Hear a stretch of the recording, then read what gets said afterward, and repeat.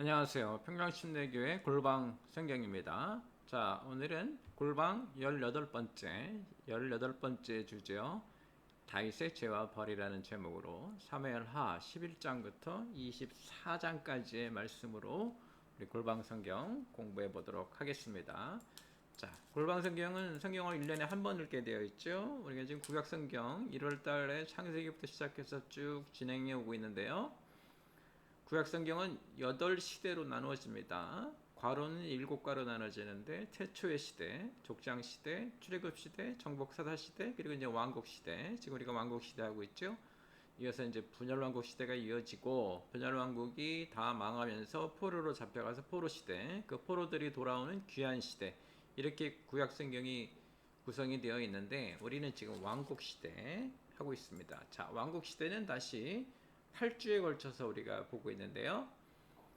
사사시대를 끝내고 왕국시대가 시작이 되면서 사무엘이 이제 먼저 등장을 하고 사무엘이 사울을 앉혀서 첫 왕이 되죠.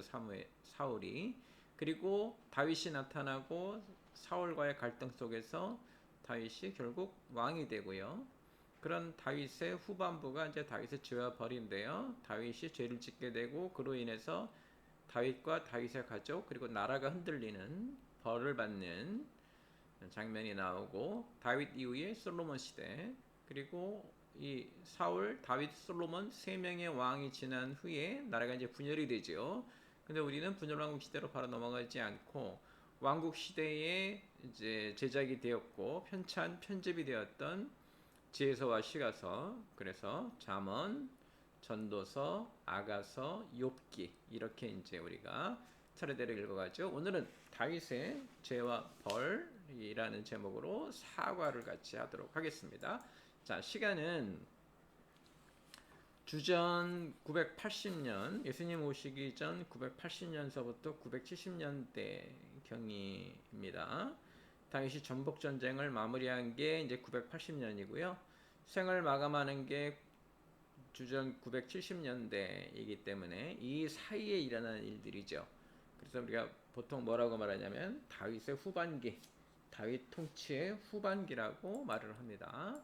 자, 공간적 배경은 이 다윗의 정복 전쟁이 마무리되어 가면서 이스라엘이 강건해지기 때문에 예루살렘을 중심으로 국가 체제를 완성해 갔죠. 그래서 가나안 지역, 특별히 예루살렘이 중심 지역이 됐고요. 이스라엘 전체가 이제 사실은 공간적 배경이 되는데 나중에 압살롬이 반역을 일으켰을 때 헤브론을 중심으로 반역을 일으키죠. 그래서 헤브론도 우리가 좀 주목해서 보는 이런 공간적 배경으로 보시면 되고요. 이것이 다윗의 정복 전쟁 지도인데 아람 공격이 이제 이쪽이었고요. 이쪽이 블레셋 있죠. 다윗이 예루살렘 성에 있었고 헤브론을 중심으로 압살롬이 반역을 일으키고 다윗이 이제 피신하는 그런 모습들을 우리가 이제 이 지도상에서 어떻게 전개될지를 볼 수 있습니다. 자, 당시 사회적 배경을 보시면 다윗의 정복 전쟁이 마무리되어 가죠. 이스라엘은 매우 강건해 있어서 외부로부터 오는 공격이나 시련을 거의 겪지 않습니다. 그런데 이기든 지든 전쟁은 고단하죠. 백성들의 삶은 전쟁으로 인해서 상당히 고단해하지 않았을까라는 생각이 듭니다. 또한 전쟁이 끝나고 나라가 안정이 되면서 다윗이 죄를 짓게 되고 이로 인해서 다윗 가족 안에서 일어나는 불행한 일들 그리고 그것으로 인해서 압살롬의 반란 이어지는 세바의 반란을 통해서 나라의 삶은 극히 안 좋았죠. 왕족 간의 죄, 분쟁, 반역, 내전 이렇게 또 이를 수습하는 과정에서 이스라엘은 각각 자기 장막으로라는 그 구호에서 볼 수 있듯이 자기 지파 이기주의가 나타나서 심각한 내부 분열의 모습을 보이기도 합니다. 행복하지는 않았을 것 같아요. 내부 분열의 괴로움은 굉장히 어려운 것이죠. 네, 외부 적과의 싸움보다 내부 분열에서 오는 괴로움이 더 큽니다.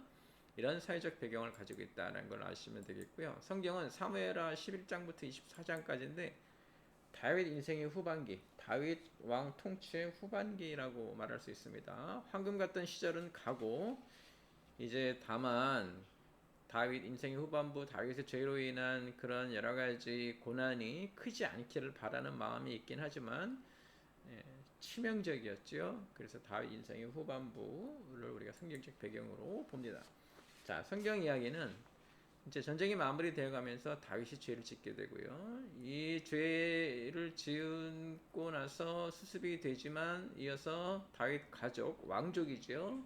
다윗 가족이 무너지게 되고 이것을 수습하는 과정에서 결국 압살롬의 반란, 그리고 압살롬의 반란을 수습하는 과정에서 세바의 반란, 이렇게. 그래서 다윗의 마지막 그 후반기가 좋지는 않습니다.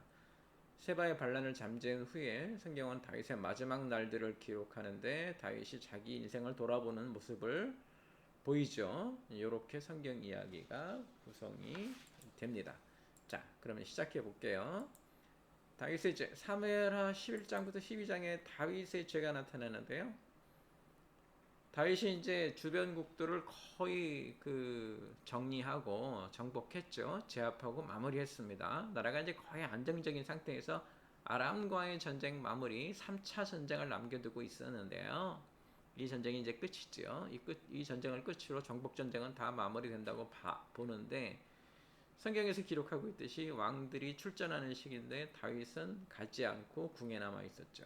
그 정도로 전쟁이 거의 마무리가 됐다라는 의미도 되고 다윗이 이제 약간 긴장을 놓았다 이렇게 볼 수도 있어요. 성경은 좋아하지 않는 것으로 봅니다. 왜?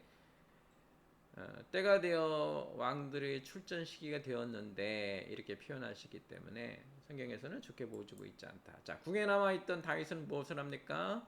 전통적인 낮잠 시간, 낮잠을 자고 난 이후에 옥상에 올라갔다가 지붕에 올라갔다가 이웃에서 밧세바가 목욕하는 것을 훔쳐보게 되고 결국 그녀를 불러들여서 간음을 하게 되죠. 다윗답지 않은 죄인데요. 이제 이 이후에 이것을 덮으려고 밧세바가 임신을 하게 되니까 그 사실을 숨기려고 밧세바의 남편인 우리아를 불러들여서 자기 죄를 덮으려고 했는데 충직한 우리아 때문에 오히려 자기 뜻대로 되지 않죠. 그러니까 다윗이 어떻게 합니까? 요압에게 시켜서 우리아를 무리한 전쟁터로 내보내서 죽음으로 몰게 되죠. 그래서 우리가 다윗 인생에서 가장 치명적인 게 무엇이었냐면 죄로 죄를 덮으려다가 결국은 자기 인생에서 정말 해결할 수 없는, 헤어나올 수 없는 그런 오점을 남기게 되고 이로 인해서 다윗 가족, 다윗 왕정, 이스라엘 하나님의 나라가 전부 흔들리는 일이 된다는 것이죠. 자, 하나님은 이제 어떻게 하십니까? 나단 선지자를 보내시죠. 죄가 발생했을 때 다윗은 어떻게 했어요? 죄를 죄로 덮으려고 했지만 하나님께서는요. 선지자를 보내서 죄를 지적하시죠. 죄를 지적하시는 이유는 다윗을 혼내거나 꾸짖기 위해서가 아니라 그 죄를 깨우쳐서 회복시키려고 하시는 거죠. 그래서 우리가 여기서 이제 죄를 다루는 법을 배워야 되는데요. 죄를 짓게 되었을 때, 짓지 않으면 좋지만 짓게 되었을 때, 자, 잘못된 선택은 죄로 죄를 덮으려는 것이고요. 잘하는 선택은 그 죄를 지적하고 자신이 죄인인 것을 깨우치게. 그래서 나단 선지자의 그 부드러운 죄의 지적, 다윗으로 하여금 분노를 일으키지 않고 본인을 돌아보게 해서 스스로 깨우치게 하는 것, 이게 이제 우리가 죄를 해결하는 기본 법칙이다 이렇게 보죠. 화를 내지 않고 분노하지 않고 상대방을 자극하지 않고 그 사람으로 하여금 죄를 깨우쳐서 스스로 깨우쳐서 돌아오게 하는 것, 이게 죄를 해결하는 방법이죠. 하나님이 나단 선지자를 통해서 그렇게 했고 우리가 나단 선지자라고 하는 분을 만나게 되는데 참 이런 그 대단한 왕 앞에 가서 대단한 사람 아닙니까? 다윗이 위대한 왕이죠. 전쟁을 전부 승리로 이끈 골리앗을 이긴 그 왕 앞에 서서 그 왕의 죄를 지적하는 이게 어떻게 보면 기독교인의 모습이 되어야 되겠죠. 그러나 다윗을 정죄하려고 했던 지적이 아니라 깨우쳐서 회복시키려고 하는 그런 지적이었다는 것을 우리가 좀 눈여겨볼 필요가 있고요.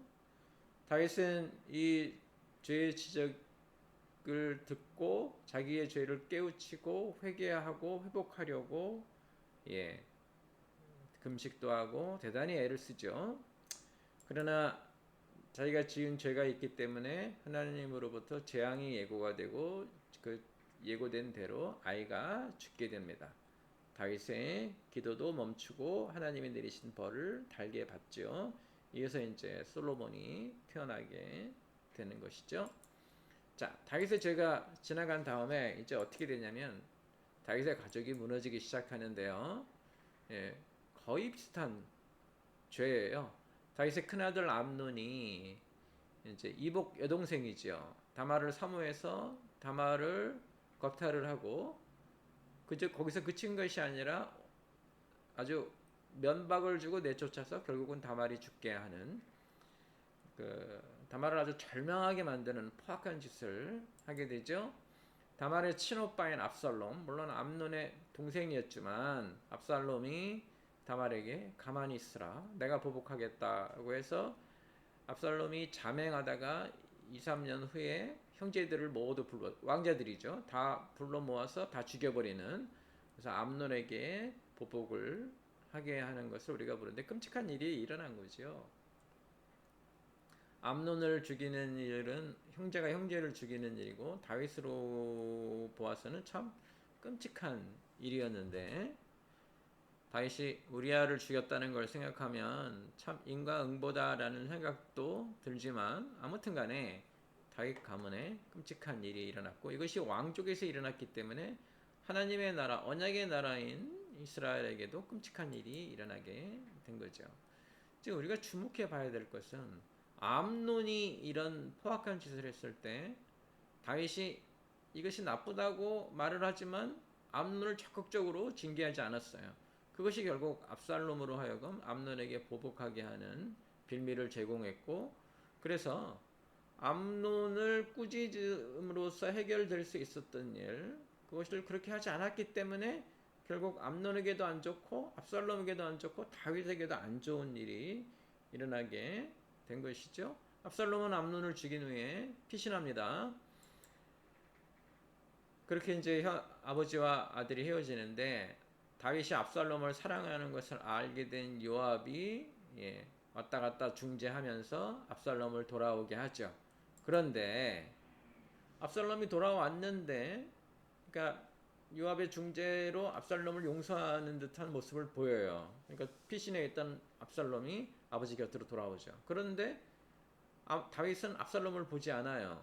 식사 자리에 초대도 하지 않고, 그래서 회복시키지 않는 모습을 보입니다. 지금 우리가 계속해서 다윗이 죄를 지은 이후에 다윗 가문에 안 좋은 일들이 일어나는데 다윗의 역할이, 다윗이 마땅히 해야 될 일을 하지 않는 것을 우리가 좀 보죠. 암논을 제때 징계하지 않았고, 자, 압살롬이 돌아왔는데 압살롬을 돌아오는 것을 인정했는데도 불구하고 그를 적극적으로 회복시키지 않는 모습을 우리가 보게 됩니다. 아무튼 간에 다윗 가문은 굉장히 안 좋은 길로 들어가게 된 것이고, 다윗 가족의 안 좋은 일은 결국 사실은 이스라엘의 안 좋은 일이고요, 언약 백성의 안 좋은 일이고, 하나님 나라, 하나님의 기업이 안 좋게 되는 것이죠.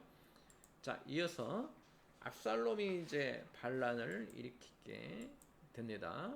회복되지 못한 압살롬, 결국 어떻게 표출해요? 반란을 일으키죠.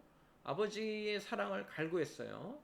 그러나 다윗이 압살롬을 그 전처럼 대하지 않고 외면했기 때문에 오히려 크게 분노해서 반란을 일으키게 되는데, 이제 우리가 알아야 될 게, 다윗이 압살롬을 용서한 것 같이 보였지만 실제적인 용서는 아니었죠. 용서는 반드시 회복으로 연결이 되어야 돼요. 용서는 네가 지은 죄의 대가를 내가 묻지 않겠다가 용서가 아니라요, 용서는 그 사람의 인간, 그 사람의 사람됨을 인정하고 회복시켜 주는 거예요. 그 사람이 지은 죄, 그것을 지적해서 회개시키고, 그리고 그 사람을 원래의 상태로 회복으로 연결되어야 되는데 다윗이 그러지 못했다는 것 우리가 눈여겨보면서, 동시에 요즘에도 우리가 용서한다라고 말하지만 아직도 속에 남아있게 되는 거, 그게 뭐예요? 회복으로 연결되어 있지 않는 거. 용서는 그것이 완전히 없어지는 게 용서인데, 내가 네 죄는 묻지 않겠지만 가슴에 남아서 너를 내가 계속 싫어하겠다, 이러면은 완전한 용서가 되는 게 아니죠. 그래서 우리가 압살롬의 반란을 통해서 용서는 반드시 회복으로 연결되어야, 즉 회복이 되어야 되는 것이, 회복이 안 된 상태에서 죄의 대가를 묻지 않겠다, 이것은 용서라고 보기 어렵다, 이렇게 우리가 볼 수 있습니다. 압살롬의 반란으로 다윗은 머리를 풀고 피신하죠. 피신하면서 온갖 수모를 당합니다. 고난을 당하게 되죠. 그런데 다윗이 이제 후세를 남겨둬서 뒷날을 도모하죠. 자, 남겨진 후세는 압살롬 옆에서 압살롬에게 여러 가지 조언을 하게 되는데, 이제 그것 중에 하나가 다윗을 그냥 두어야 된다, 쫓아가지 말자라고 했고, 이 예루살렘 성을 장악한 압살롬은 이 부도덕한 짓을 하게 됩니다. 아버지의 후궁들을 자기 사람으로 만들려고 하는 부도덕한 짓을 하게 되고, 결국 이제 전열을 정비한 다윗의 군대, 특별히 요압에 의해서 압살롬이 제압을 당하고, 요압은 압살롬을 이제 죽여버리죠. 결국 압살롬의 반란은 그 본인이 했던 도덕적인 실패, 부도덕한 일들, 도덕적인 실패가 결국 스스로 자신을 무너뜨리는 그런 것으로 몰고 갔다, 우리가 이제 이렇게 보죠. 반란 자체가 좋은 것도 아니었는데, 반란을 일으킨 후에 아주 부도덕한 짓을 함으로 인해서 모든 사람이 기대하기를, 이 사람은 안 되겠다라는 그런 생각을 하게 된 것이죠. 이렇게 이제 압살롬의 반란이 제압이 되죠. 다윗은 무척 슬퍼합니다. 늦은 거죠, 사실. 네, 전체적으로 볼 때 참 슬퍼하는 것 자체가 말이 안 되는데, 자, 이어서 이제 세바의 반란으로 이어지는데요. 다윗이 압살롬이 죽은 것에 대해서 굉장히 슬퍼하죠. 이는 사실은 백성의 슬픔이 됐죠. 백성들이 열심히 압살롬을 무너뜨려서 다윗 왕을 돌아오게 했는데, 다윗이 오히려 압살롬의 죽음을 슬퍼한 것에 백성들은 절망하게 되는데요. 안 좋은 일이죠. 네, 나라를 다스리는 왕의 모습이 아니라 정말 찌질한 아버지의 모습, 제대로 된 아버지도 아닌 정말 찌질한 아버지의 모습을 다윗이 보이고 있다, 이제 우리가 이렇게 볼 수 있고요. 또 돌아오는 과정 중에 이스라엘 전체를 의지해서 돌아온 게 아니라 다윗이 자기 출신 지파, 유다 지파만 의지해서 돌아오게 되죠. 이게 이제 문제가 되죠. 왜 왕이 유다만 의존하느냐? 우리는 이스라엘이 아니냐? 우리는 왕의 부하들이 아니냐? 다윗이 우리 모두의 왕이 아니냐? 이런 이제 불만을 일으키게 되는 거죠. 압살롬의 반란 이후에 다윗이 보여준 여러 가지 일들, 네, 우리는 참 안타깝습니다. 결국 세바라고 하는 사람이 이스라엘은 자기 장막으로라는 구호를 외치면서 반란을 일으키게 되죠. 이스라엘은 자기 장막으로라는 이 말은 유다 지파를 돕지 말자, 유다 지파를 따르지 말고 우리가 각자 자기 장막에서 각자 자치시대로 돌아가자. 어떻게 보면은 이것은 사사시대의 모습이기도 한데, 왜 우리가 유다 지파에 따라다니는 사람들이 되었느냐? 다윗이 우리와 무슨 상관이 있느냐? 우리는 이스라엘은 각 지파들은 각각 자기 장막으로 돌아가서 독립적인 생활하자, 흐트러지자, 이제 이러면서 반란을 일으키게 된 것이죠.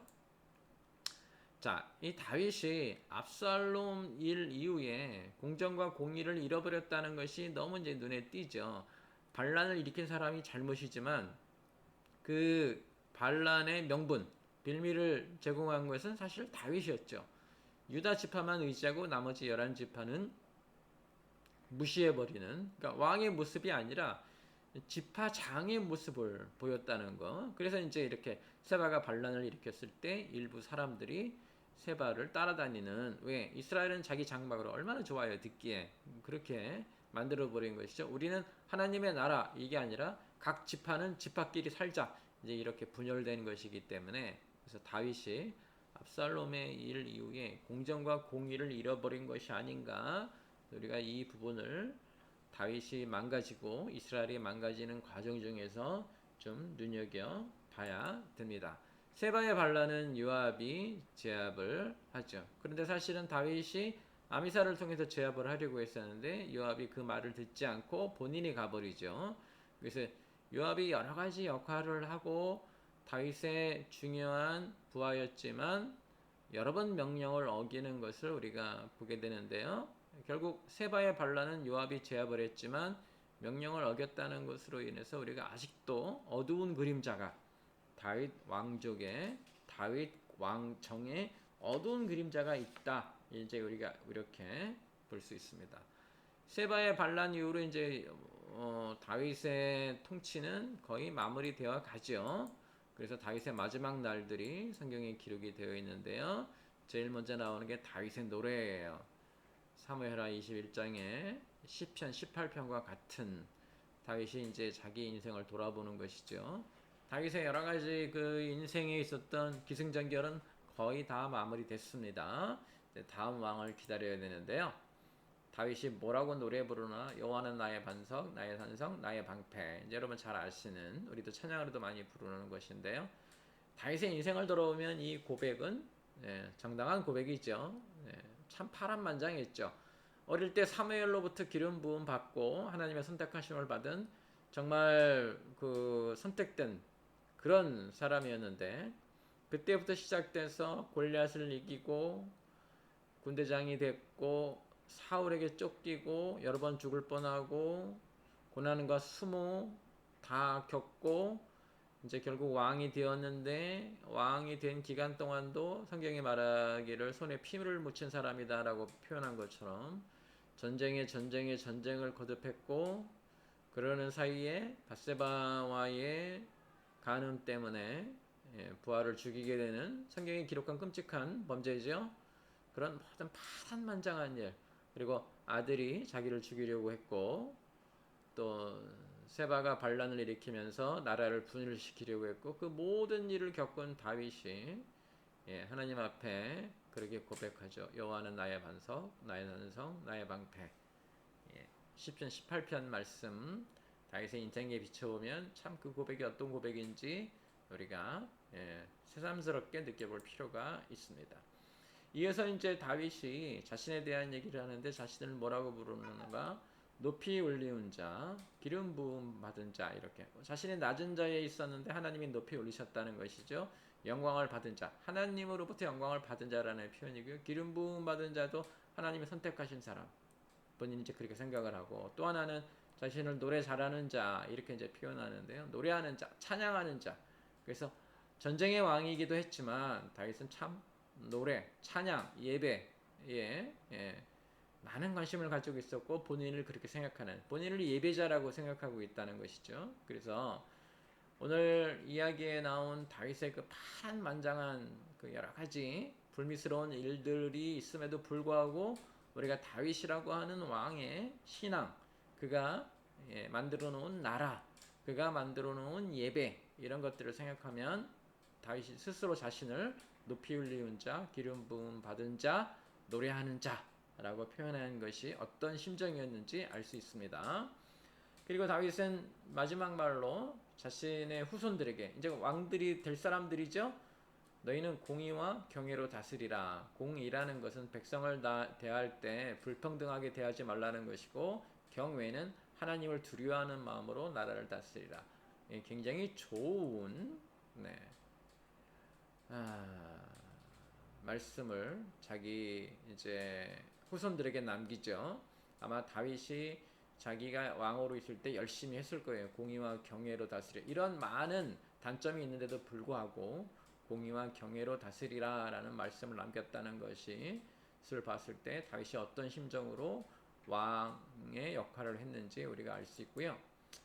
이제 마지막으로 그 다윗이 인구 조사를 한 것이 성경에 기록이 되어 있는데, 역대상하에 나온 말씀으로 보면은 이것이 이제 교만함이었죠. 자신이 얼마나 많은 군사를 가지고 있는지 한번 보려고 했기 때문에 교만함인데, 다른 말로 하면 두려움이 될 수도 있습니다. 자기가 겪은 일을 생각하면 자기의 부하들이, 자기의 군사들이 얼마나 되는지 그런 것을 한번 보려고 했다는 것으로도 우리가 알 수 있죠. 자, 이렇게 다윗의 마지막 날들이 마무리가 됩니다. 정리하면 이렇습니다.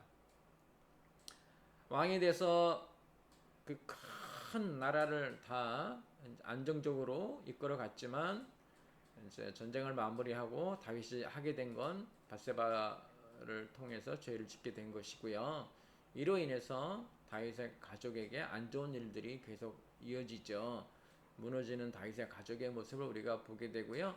결국은 제대로 수습하지 못한 다윗의 실패로 인해서 압살롬이 반란을 일으키게 되고 이 반란을 제압하는 과정 중에서 다윗이 또한 유다 지파만을 의지했기 때문에 결국 세바의 반란을 불러오게 됐고 세바의 반란을 잠재우지만 나라에는 여러 가지 불안정한 요소들이 남아 있었다.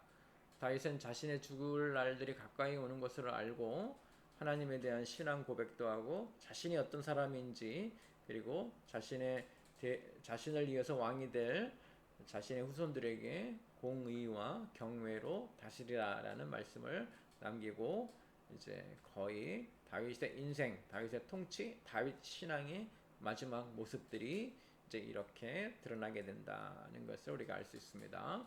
여러분 이번 주에 해당하는 이 다윗의 죄와 벌 이야기 읽으시면서 여러 가지 우리가 생각해 볼 것들이 많죠. 이 죄를 죄로 덮으려고 했다는 거, 그 다음에 용서라는 거, 완전히 회복시키지 못하는 애매한 용서, 죄를 눈 감아주는 것에 그치는 이런 용서에 대한 것들, 그 다음에 공의를 잃어버렸을 때 어떠한 일들이 생기는지도 우리가 보고 있습니다. 이번 주에 여러분이 성경 읽으시면서 여러분의 삶에서도 어떻게 적용해야 될지 잘 묵상하셔서 좀 더 건강하고 강건한 신앙인들 되시기를 주님의 이름으로 축원합니다.